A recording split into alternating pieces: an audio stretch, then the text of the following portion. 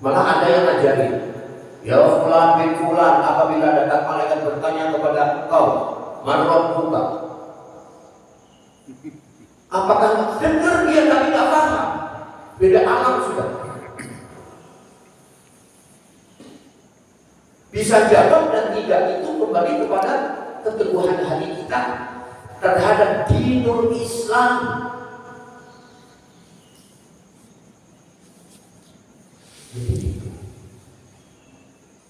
Ada masih Dajjal, ada masih ada Dajjal. Ini penjelasan panjang di dalam kitab Al-Lu'lu' wal Marjan. Karena ada orang yang bertanya, ada masih dan ada Dajjal, apa ini? Insyaallah nanti saya kopikan, saya masih ada tentang timbulnya Dajjal. Ada di mobil saya, insyaallah di pertemuan yang akan datang, saya kopikan dan saya bagikan ringkasan tentang timbulnya Dajjal. Karena saat ini di WA itu atau di medsos, sosmed itu Dajjal timbul mata satu di tengah, enggak semuanya itu dusta, enggak ada itu. Maka kita orang Islam yang ngaji harus kembali pada dalil. Baik, kita mau jalan satu hadis tadi yang saya sampaikan. Sesungguhnya makhluk yang pertama kali diciptakan Allah Subhanahu wa Ta'ala adalah al-qalam, pena. Dengan apa? Dengan ada apa dengan pena ini? Kemudian Allah berfirman kepadanya, tulislah. Lalu ia menuliskan pada waktu itu segala yang akan terjadi hingga hari kiamat. Fajara fi tilka sa'ati bima huwa ka'inun ila yaumil qiyamah. Tulis sampai yaumil qiyamah. Nah, ini ada satu kejadian. Dan apa hubungannya dengan ini? Dengan kurban juga. Saya itu seperti biasa, kalau kurban itu ada permintaan dari Bukhari, dari suami kurban. Minta dan permintaannya macam-macam Pak. Ada minta shekel dengan itulah indah. Ada yang minta khas halal. Macam-macam, luar biasa gitu. Boleh-boleh saja saya bilang. Sepertiganya boleh ambil dan satu sapi pun boleh. Tapi kan itu satu sapi dibagi 7. Ada yang minta daging rendang, saya cuma bisa itu saya. Begitu selesai, sudah dibongkar sama teman-teman. Tolong sisihkan tulang iga, terserah sebelah kanan atau sebelah kiri. Tolong sisihkan paha depan, kemudian satu paha belakang karena ada yang tak senggol itu posisinya di mana. Kemudian dengan minta daging rendang itu semoga saya pakai. Terjadi WA-nya ke medsos, yang komunikasikan istri, berarti istri komunikasi. Alhamdulillah saya sudah dapat daging dan dapat tulangnya juga. Saya bilang ini fitnah. Yang ngambil itu saya. Semua para mudhohi, saya bilang sahibul kurban mendapatkan daging. Ada lagi yang minta tulang iga saja. Ada, saya bilang. Jadi kalau dia mendapatkan daging dan ada tulangnya, itu fitnah saja buat saya. Nah, pemahamannya apa? Pada saat kita mendapatkan daging ada tulangnya, itu takdir kan? Takdir kan? Kita terima saja. Kita terima saja juga. Oh, ini loh yang namanya ilmu diaplikasikan dalam kehidupan. Sudah nggak usah banyak dimasak saja, nikmatin. Rasulullah SAW itu kalau diberi sesuatu selalu berbagi kepada sahabat yang lain. Maka satu saat Rasulullah diberikan satu buah dan buah itu dimakan oleh Rasulullah tidak berbagi. Apa yang terjadi? Sahabat bertanya, Rasulullah, kau biasa berbagi kepada aku apabila mendapatkan sesuatu. Jawab Rasulullah, kalau aku bagi engkau akan terjadi fitnah. Ternyata buahnya asam. Dimakan sendiri oleh Rasulullah. Kalau dibagi kepada orang lain, buah asam begini kok dibagi. Bagi itu yang cakep kan? Kan seperti itu. Jadi itulah mengimplementasikan ilmu,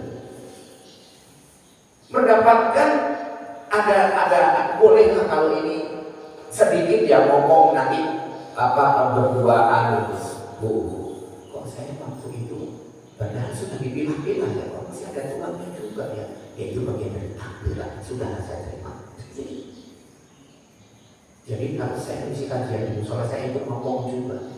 Walhasil saya ceritakan semuanya, tapi tak saya singgung masalah itu. Saya ceritakan bagaimana saya bagi-bagi daging. Itu kan kalau ada salah, ya mohon dimaafkan saja. Itu kemampuan, dasar dari kemampuan saya katakan itu. Baik, kita baca satu hadis itu ya.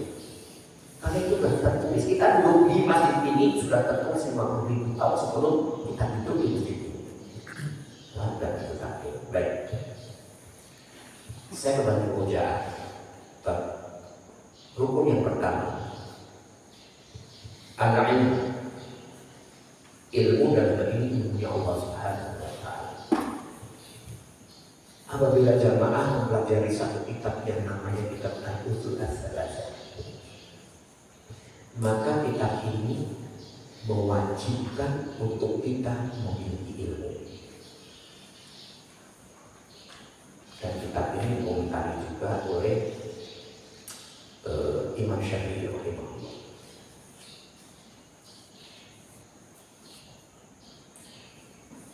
Ilmu tentang takdir ini ada dua. Yang satu secara mujmal, secara global. Kemudian satu lagi secara tafsir.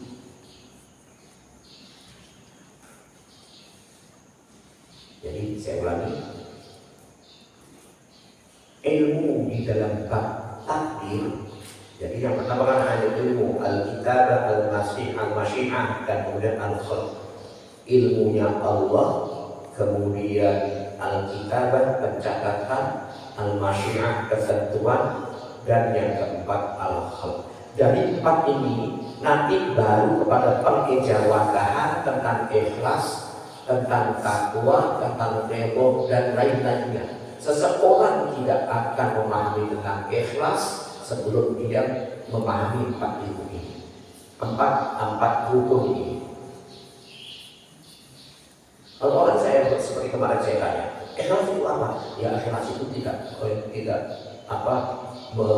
menerima apa adanya. Sebetulnya empat ilmu ini masih bisa terganjal dengan sesuatu kegiatan-kegiatan di dalam dunia kita. Kemudian kalau konsep saya juga konsep yang kurang pas sebetulnya. Ikhlas itu tidak mengikat dunia di dalam hati, itu pun kurang pas. Tapi ikhlas itu nanti akan kembali kepada Al-Quran. Baik. Secara mujmal, secara global.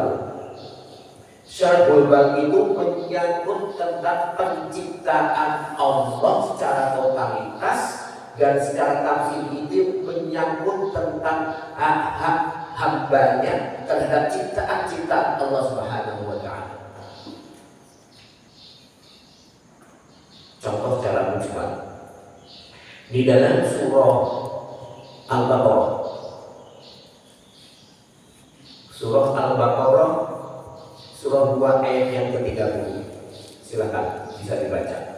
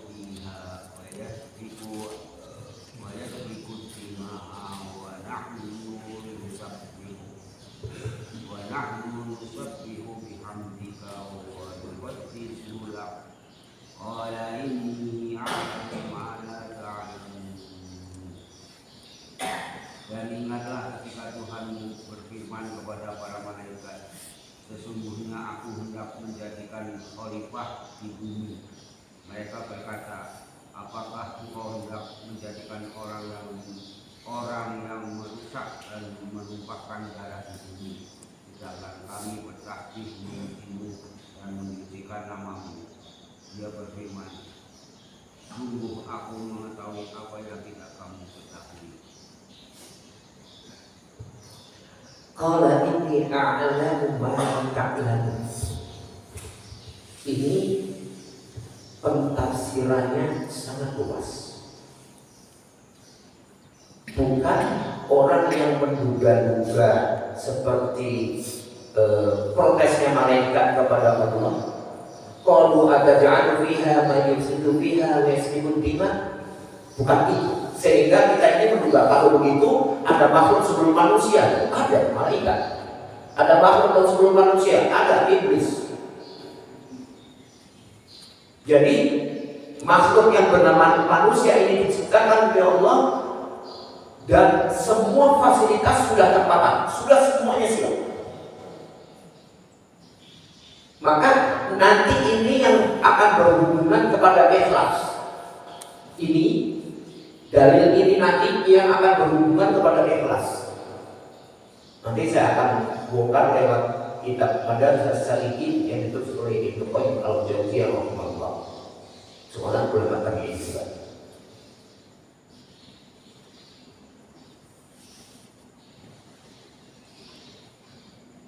Wa idh qala rabbuka lil malaikati inni ja'ilun fil ardi khalifah. Karena awal ayat ini nanti akan mengcover kepada akhir ayat. Qala inni a'lamu ma la ta'lamun.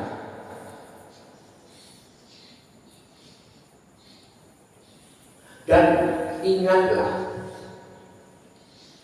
tatkala roh kalian menyampaikan kepada malaikat bahwa sesungguhnya aku akan menciptakan khalifah. Yang saat ini banyak diprotes di tempat-tempat tertentu.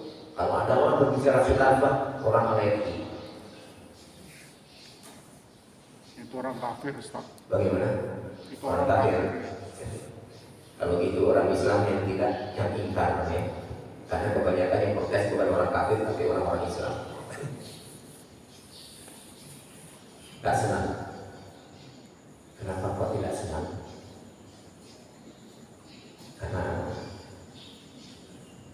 kenikmatan dunia yang sifatnya bukan akan hilang. Sebelum di dunia ini ada organisasinya, organisasi tentang drug, ya. Organisasi alkohol itu tidak termasuk. Ada organisasi perjudian, kemudian organisasi LGBT, oleh semua kemaksiatan ini yang pusatnya di Amerika. Siapa motornya? Yang dilarang Allah. Nah, kita umat Islam itu cerdas, gitu. Jika kondisi seperti ini, jangan kebanyakan ngomong tapi tidak berbuat. Kenapa Pak Al-Quran mengatakan ya ayyuhalladzina amanu qu anfusakum wa ahlikum nar? Kenapa Al-Quran mengatakan demikian? Nah, saya kembali. Wa idh qala rabbuka lil malaikati inni ja'ilun fil ardi khalifah. Apa yang malaikat?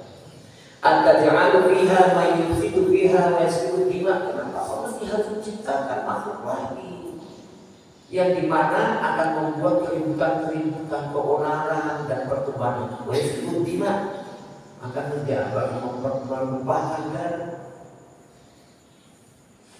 Wa nahnu nusabbihu bihamdika wa nuqaddisu lak. Maka mereka, apakah cukup kami saja ibaratnya seperti itu yang kami selalu bertasbih kepada Engkau, memuji Engkau. Tapi yang namanya hamba Allah ini levelnya akan lebih tinggi dari para malaikat apabila dia memahami. Lebih mulia. Bukan masalahnya malaikat itu hina, tidak. Akan tetapi derajatnya itu akan diangkat lebih tinggi daripada. Kenapa? Malaikat tidak diberikan akal, tidak diberikan nafsu. Nah, kita yang diberikan akal oleh Allah Subhanahu wa taala, kita diberikan nafsu oleh Allah Subhanahu wa taala, dapat mengakomodir akal kita, dapat mengakomodir nafsu kita.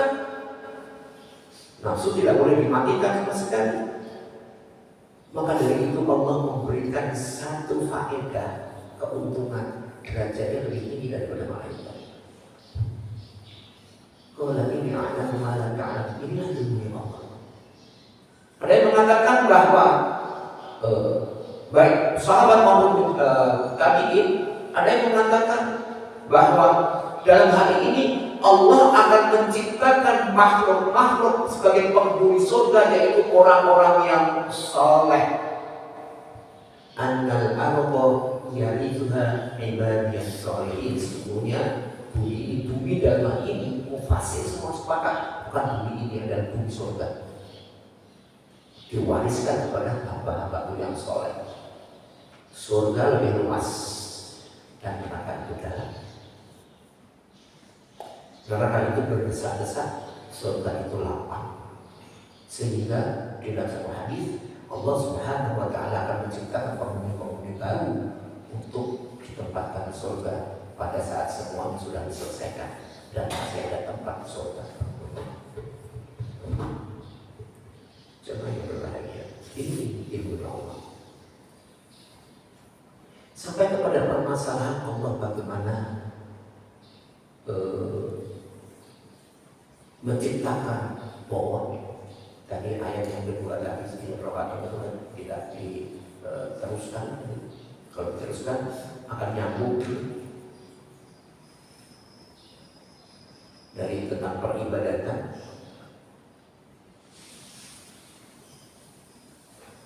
Sehingga dalam kondisi yang seperti ini Allah Subhanahu wa Ta'ala bertanya kepada kita. Kita lihat di dalam surah ayat 28. Surah 2 ayat 28.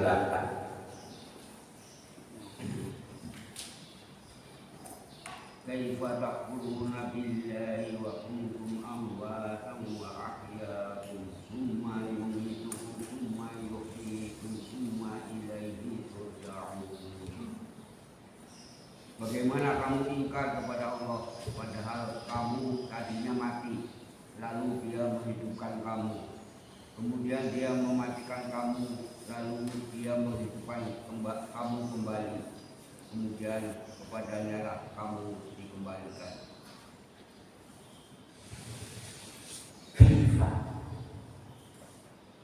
Bagaimana takfuruna billahi wa kuntum amwat. Ini berbicaranya total.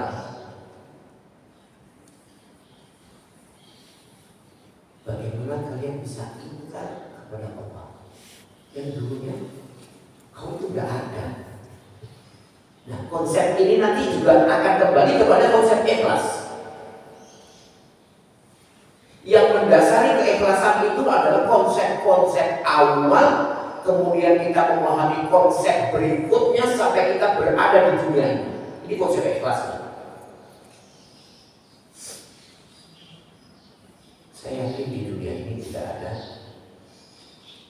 lahir bisa bicara kecuali Isa yang ditakdirkan oleh Allah Subhanahu wa Ta'ala untuk berbicara karena ada pertanyaan-pertanyaan dari Bani Israil.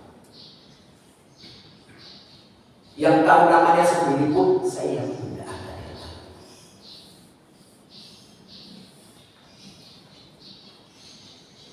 Yang satu persatu kita pahami ya. Kaifa takfuruna billahi wa kuntum amwat. Yang dulunya kalian itu tidak ada, mati. Di sini dibahasakan itu amwat. Maka mau sombong apa kita ini? Kita ini maaf ya, begitu diberikan kelapangan oleh Allah Subhanahu wa Ta'ala sedikit saja, sudah berbeda. Niatnya pun berbeda. Pada saat kondisi diberikan oleh Allah Subhanahu wa Ta'ala kondisi yang pas-pasan, mereka bercita-cita. Banyak yang begini. Kalau seandainya aku diberikan oleh Allah Subhanahu wa Ta'ala, aku akan berbuat ini dan ini. Bercita-cita melihat karyawan buatan di pabrik. Aduhai seandainya aku ini punya pabrik yang sebesar ini, karyawanku banyak, bagaimana aku ini belajar. Tapi begitu Allah Subhanahu wa Ta'ala memberikan satu kelapangan, cita-cita itu sirna. Setan merongrong lewat nafsunya dengan beri apa ya? Oh, rumah ini atasnya kalau pojok ini diberikan satu kunci yang besar. Ada tulisannya ayat kursi. Wow. Saya pernah datang ke rumah seorang ustaz. Kata sambil diundang. Barang mewah, masya Allah. Saya bilang nggak masalah, itu rumahnya nggak ada sama lain. Imam Ahmad itu pada saat berselisih dengan penguasa saat itu,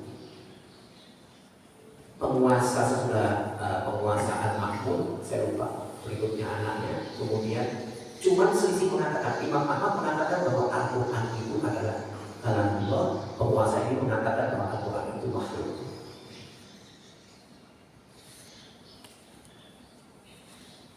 Imam Ahmad dipenjarakan karena selisih itu, bukan sekedar dipenjarakan, dicambuk. Cambukan yang pertama Imam Ahmad mengatakan apa? Bismillah. Itu pun ditanya lebih dahulu. Sudah cambukan pertama oleh Al-Bujuri itu, apakah kau masih mengatakan bahwa Al-Quran itu kalamullah? Iya, kata Imam Ahmad. Cambuk lagi. Maka Imam Ahmad mengucapkan la haula wala quwwata illa billah. Ditanya lagi, kemudian Imam Ahmad tetap mengatakan bahwa Al-Quran itu adalah kalamullah. Dicambuk lagi, maka Imam Ahmad mengatakan ini adalah semua takdir Allah Subhanahu wa Ta'ala.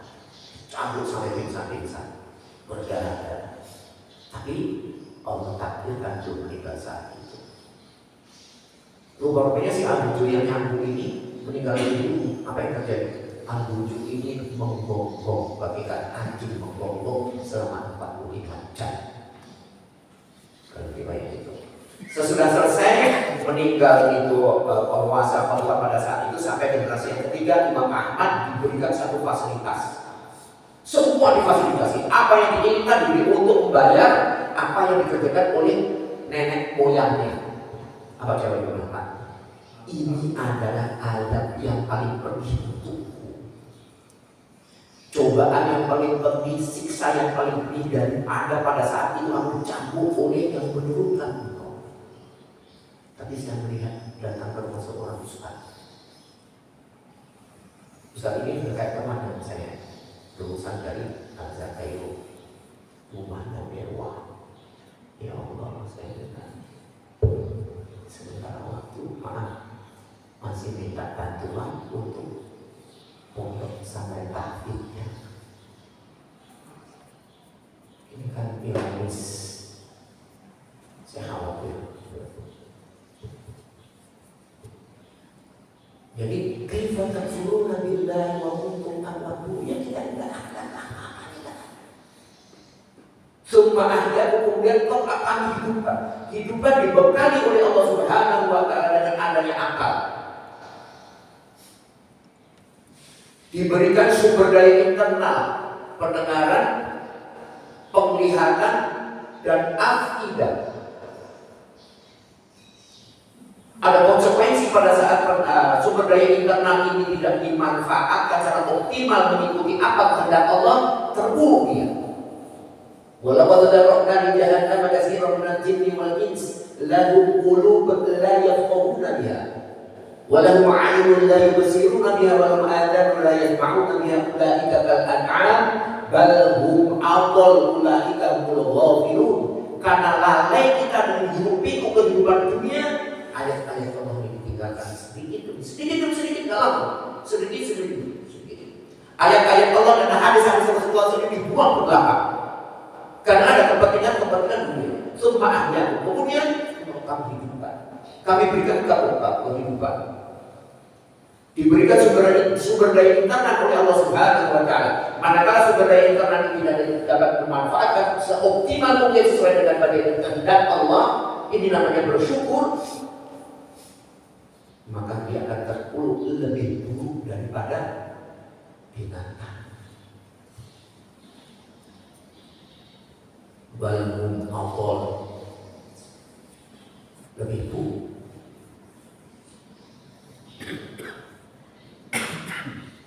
Summa itu kemudian kami matikan, kata Allah.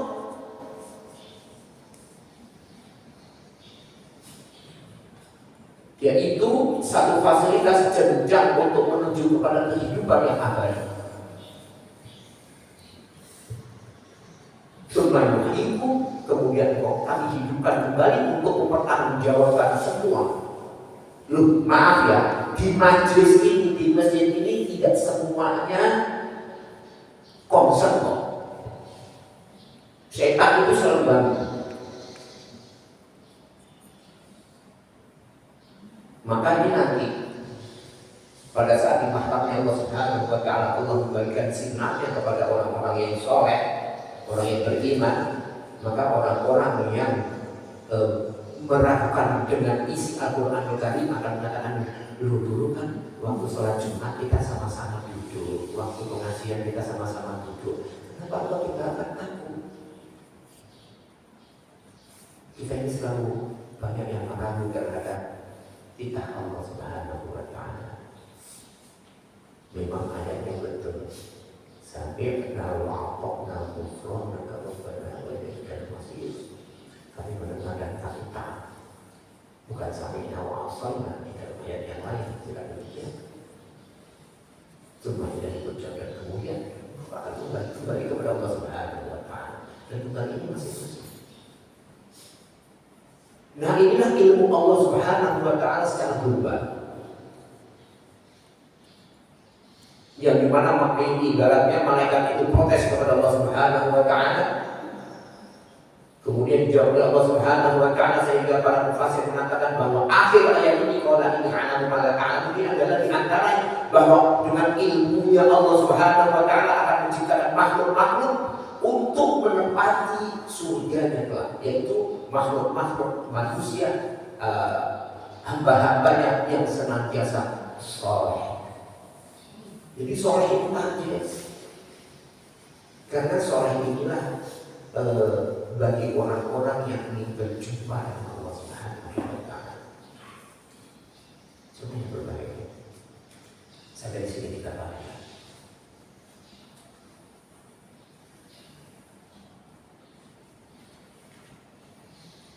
Bahwa semua kita menghendaki ridhonya Allah Subhanahu wa Ta'ala. Tapi bagaimana dengan kita bisa menghendaki Allah Subhanahu wa Ta'ala? Tentu kan sudah Allah memberikan ujian-ujian itu nikmat.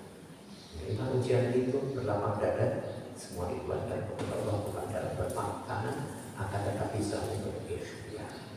Pokoknya 6:10 ada pertanyaan silakan. Belum sampai pada tafsir. Tanya Ya, saya. kalau dulu kalau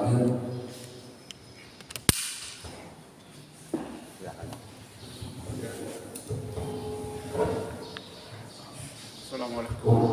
Assalamualaikum warahmatullahi wabarakatuh. Waalaikumsalam.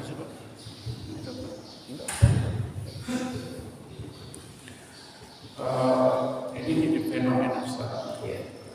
Selalu saja Idul Fitri ada jadi Masalah hati Allah wa hati Rasulullah menurut amriku. Kita harus mengikuti amri ulil amri. Ada orang hadis semacam itu. Tidak boleh organisasi perorangan atau organisasi besar, tapi kita harus mengikuti ulil amri. Selalu berbeda mana kita ikuti Ustaz. Seperti halnya dengan Idul Adha kemarin.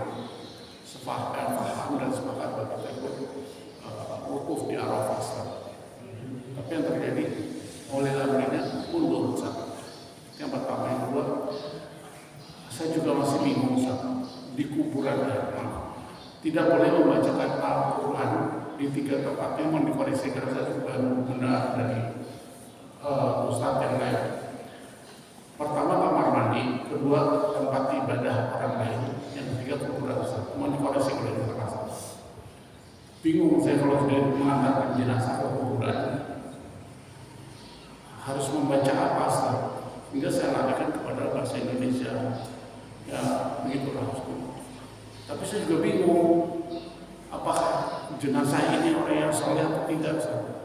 Karena Abu Talib kan tidak boleh didoakan Ustaz, karena dia kafir. Kafir dan munafik kan tidak boleh didoakan Ustaz. Mohon pencerahannya Ustaz. Assalamualaikum warahmatullahi wabarakatuh. Baik. Pertanyaan yang pertama ini juga pernah ditanyakan pada saat itu akhir kajian soal kami seorang ustaz lulusan dari Sudan, S2 dari Sudan.